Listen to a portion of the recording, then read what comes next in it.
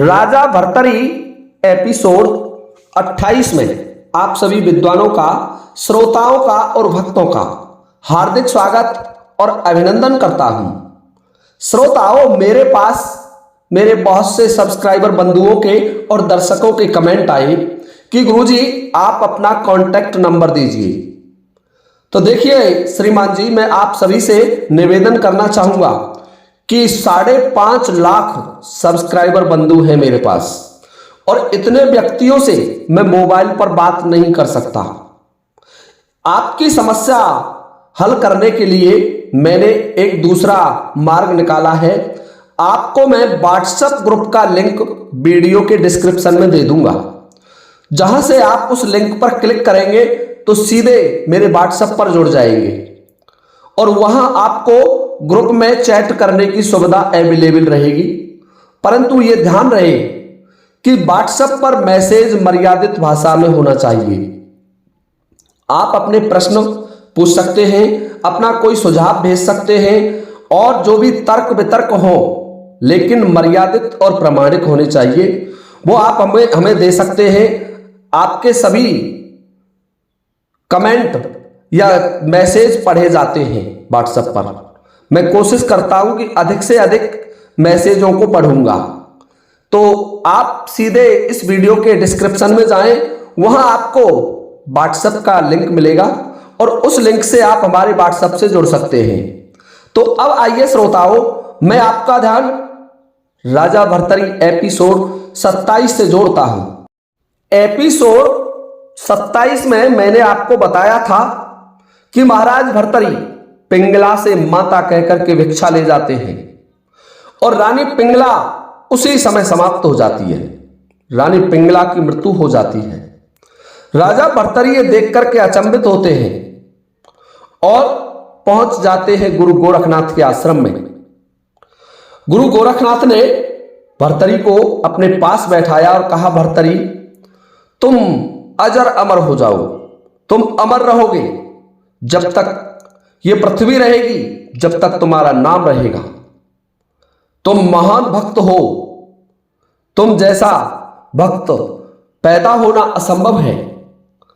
भर्तरी ने गुरु गोरखनाथ से कहा कि हे गुरुदेव, मुझे एक बात पर बहुत आश्चर्य हो रहा है। कि बोलो क्या?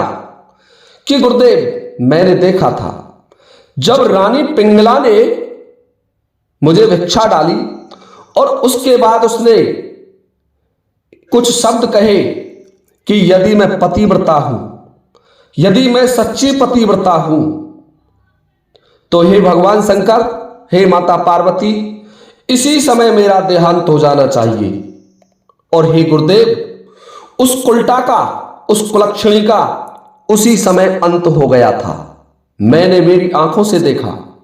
जैसे ही उसने ये वाणी कही कि यदि मैं पतिव्रता हूं तो इसी समय मैं समाप्त हो जाऊं, उसी समय पिंगला का देहांत हो गया।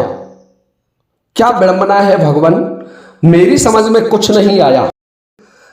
याम चिंतयामी सततम मयि सा विरक्ता, साप्य अन्यम इच्छति जनम सहा, जन अन्योन आसक्तः, अस्मत् कृते चा परशुष्यति काचिर अन्यः, धिकम ता चातम चा मदनम चा इमाम चा माम चा।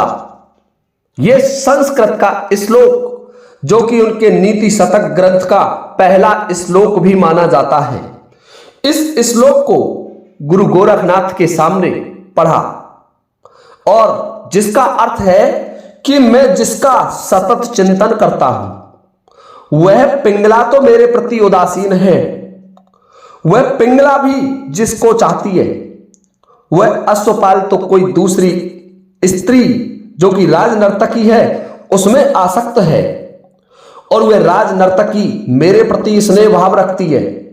उस पिंगला को धिक्कार, उस अश्वपाल को धिक्कार है, उस राज नर्तकी को धिक्कार है और उस कामदेव को धिक्कार है और मुझे भी धिक्कार है गुरुदेव। गुरु गोरखनाथ कहने लगे, हे पुत्र, तुम वास्तव में कहना क्या चाहते हो? कि हे महाराज, हे गुरुदेव, मैं जब पिंगला के पास गया पिंगला से माता कहकर के भिक्षा ली और भिक्षा लेने के बाद जब मैं चलने लगा तो पिंगला ने कुछ अद्भुत शब्द कहे, अद्भुत वाणी में बोली और कहा कि हे भगवान शिव, हे माता पार्वती, यदि मैं वास्तव में पतिव्रत धर्म में आसक्त रहने वाली अग्रगणी औरतों में से एक हूं, मेरा पतिव्रत धर्म चंद्रमा के और सूर्य के समान निर्मल है, मेरा पतिव्रत धर्म गंगा जल के समान पवित्र है, तो हे भगवान शिव, हे जगत जननी माता पार्वती, इसी समय मेरा देहांत हो जाए। तो हे भगवान, मैंने देखा जैसे ही उस कुलटा स्त्री ने ऐसी वाणी कही, उसी समय उसका देहांत हो गया, उसकी मृत्यु हो गई। तो मेरी समझ में यह नहीं आता प्रभु कि क्या सत्य है क्या असत्य है। गुरु गोरखनाथ ने जब भर्तरी की बात सुनी तो भर्तरी से गोरखनाथ कहने लगे कि हे पुत्र, वास्तविकता में तुम्हारी पत्नी पतिव्रता थी, तुम्हारे पूर्व जन्मों का स्मरण करो, तुम तो एक भगवान शिव के गण थे और पृथ्वी पर पापियों का आवरण छा गया था, पापियों की संख्या बढ़ गई थी, उन्हें समाप्त करने के लिए तुम और तुम्हारे भाई विक्रमादित्य को भेजा गया, हिंदुत्व का उद्धार करने के लिए भेजा गया, इसलिए तुम पृथ्वी लोक पर आए और तुम तो राजन केवल 12 वर्ष के लिए ही गए थे राज्य करने के लिए, परंतु तुम उस पिंगला में आसक्त हो गए, राजकाज में व्यस्त हो गए और तुम ये भी भूल गए कि रानी पिंगला की आसक्ति के कारण तुमने विक्रम को भी मृत्यु दंड का आदेश दे दिया, इसलिए तुम्हें बुलाने के लिए यह सब कुछ मुझे करना पड़ा। कि क्या गुरुदेव, कि यह सत्य है? ये देखो ध्यान से, तुम पिंगला को बदचलन और चरित्रहीन समझ रहे हो, परंतु ऐसा नहीं है। ये तुम्हारे घोड़ों का नौकर देखिए मेरे पास आ चुका है। तब तक वो अश्वपाल भी गुरु गोरखनाथ के आश्रम में पहुंच जाता है और उसे देख करके राजा भर्तरी बोले कि देखिए गुरुदेव, यही वो अश्वपाल है जिसने रानी से मित्रता की थी, रानी इस पर आसक्त थी और ये अश्वपाल नर्तकी पर आसक्त था और ये अश्वपाल उस नर्तकी पर आसक्त था और नर्तकी तो मुझसे स्नेह करती थी क्योंकि मैं वहां का राजा था। इसलिए देखिए ये दुष्ट फिर मेरे सामने आ गया। गुरु गोरखनाथ बोले, भर्तरी आंखें खोलो, देखिए ध्यान से, तुम जिसे अश्वपाल समझ रहे हो वो कोई और नहीं, तुम्हारा गुरु भाई चंद्रचूड़ है। जब मैंने देखा कि भर्तरी तो राज में आसक्त हो गया है, रानी पिंगला के मोह में फंस गया है और 12 साल की अवधि पूर्ण हो गई है, परंतु उसने अब तक सन्यास के बारे में सोचा भी नहीं, उसे संसार से विरक्ति नहीं हुई, तो फिर मुझे तुम्हें बुलाने के लिए यह सब कुछ करना पड़ा। देखो पुत्र, ध्यान से देखिए, तुम जिसे अश्वपाल कह रहे हो ये तुम्हारा गुरु भाई चंद्रचूड़ है। वास्तविकता में इसको मैंने भेजा था तुम्हें लाने के लिए और इसने पिंगला से प्रेम अवश्य किया था, परंतु देखिए पुत्र, प्रेम भी कई तरीके के होते हैं। पति पत्नी का प्रेम होता है, भाई बहन का प्रेम होता है और माता और पुत्र का भी प्रेम होता है। तीनों प्रेम है लेकिन तीनों का स्तर अलग है, तीनों की दृष्टि अलग है, तीनों का मतलब अलग है। तो इस अश्वपाल ने पिंगला से प्रेम किया था, परंतु ऐसा नहीं, इसने जैसे एक माता अपने पुत्र से करती है और एक पुत्र अपने माता से प्रेम करता है, ठीक उसी तरीके का प्रेम पिंगला और अश्वपाल के मध्य था। पिंगला तो चाहती थी कि मैं अश्वपाल को अपने जाल में फंसा लूं और इसे महाराज भर्तरी को सन्यासी ना करने दूं, और अश्वपाल चाहता था कि वह पिंगला को अपने प्रेम जाल में फंसा करके तुम्हारे मन में भ्रम पैदा कर दे और जिससे तुम अपने सही मार्ग पर आ जाओ। देखो पुत्र, वास्तविकता में ये चंद्रचूड़ कोई और नहीं, मेरा शिष्य है और मैंने ही इसे तुम्हें लाने के लिए भेजा था। भर्तरी दिव्य चक्षु खोलिए। जब गुरु गोरखनाथ ने भर्तरी के शीश पर हाथ रखा तो भर्तरी को दिव्य ज्ञान हो गया और उस दिव्य ज्ञान से भर्तरी समझ जाते हैं कि गुरु गोरखनाथ ने ही मुझे बुलाने के लिए ये चंद्रचूड़ भेजा था। देखिए श्रोताओं, राजा भर्तरी गुरु गोरखनाथ के चरणों में गिर जाते हैं। गुरु गोरखनाथ कहने लगे, हे पुत्र, तुम तो भगवान शिव के गण हो, पृथ्वी पर से इन पापियों का अंत करने के लिए आए थे, लेकिन शेष कार्य तुम्हारे भाई राजा विक्रम करेंगे। वो इस दुनिया के महान राजा होंगे। जितना नाम और ख्याति तुम्हारी तपस्या के द्वारा होगी, उतनी ही ख्याति विक्रम राज्य के द्वारा अर्जित कर लेंगे। एक महान सम्राट बनेंगे। आने वाले कई युगों तक ऐसा राजा नहीं होगा। देखिए श्रोताओं, राजा भर्तरी गुरु गोरखनाथ के आश्रम में रहते हैं, गुरु गोरखनाथ की सेवा करते हैं और वहां कई ग्रंथों की रचना करते हैं। श्रृंगार शतक, स्त्रियों के श्रृंगार के बारे में वर्णन किया है इसमें राजा भर्तरी ने। स्त्रियों का नक्सिक से लेकर के जितना भी श्रृंगार होता है, सबका वर्णन राजा भर्तरी ने बड़े अनुपम सौंदर्य के साथ किया है। बहुत ही भव्य चित्रण है श्रृंगार शतक में। दूसरा ग्रंथ है उनका नीति शतक। नीति शतक में राजा भर्तरी ने नीतियों का वर्णन किया है।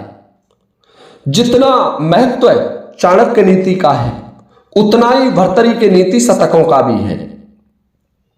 भर्तरी समस्त नीतियों के पारंगत राजा थे और उन नीतियों को एक काव्य के रूप में संकलित किया है।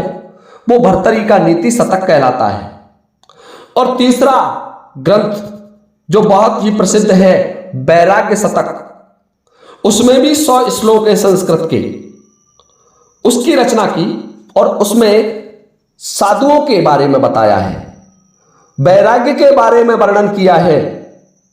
तो राजा भर्तरी ने इन 3 दिव्य ग्रंथों की रचना भी की थी। एक महान संस्कृत आचार्य थे, समस्त व्याकरणों के ज्ञाता थे, इतने विद्वान थे राजा भर्तरी। देखिए श्रोताओं, राजा भर्तरी गुरु गोरखनाथ के आश्रम में इन 3 ग्रंथों की रचना करते हैं। उसके बाद कई टीकाएं भी राजा भर्तरी ने लिखी और उसके बाद राजा भर्तरी अलवर राजस्थान में अलवर जिला है, अलवर जिले में एक सरिस्का नामक अभयारण्य है, टाइगर रिजर्व क्षेत्र है, उसमें आ जाते हैं। जो उस समय एक बहुत बड़ा वन था, जंगल था, उस जंगल में वहां से चल करके आ गए। चारों तरफ से विशाल पहाड़ियों से घिरा हुआ एक स्थान देखा और उस स्थान पर राजा भर्तरी ने तपस्या आरंभ की थी। राजा भर्तरी की दिव्य गुफा आज भी वहां मौजूद है।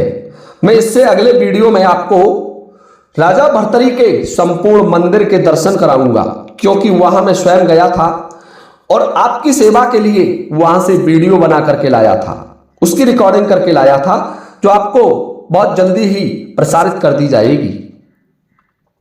राजा भर्तरी ने जिस स्थान पर तपस्या की थी, वहां आज भी राजा भर्तरी का धूना, राजा भर्तरी का समाधि स्थल, राजा भर्तरी की तपोस्थली आज भी वहां मौजूद है। दूर दूर से यात्री उस स्थान पर आते हैं और राजा भर्तरी का मेला भी लगता है। यात्रियों का वहां प्रतिदिन तांता लगा रहता है, मेला हो या ना हो, यात्री वहां आते रहते हैं।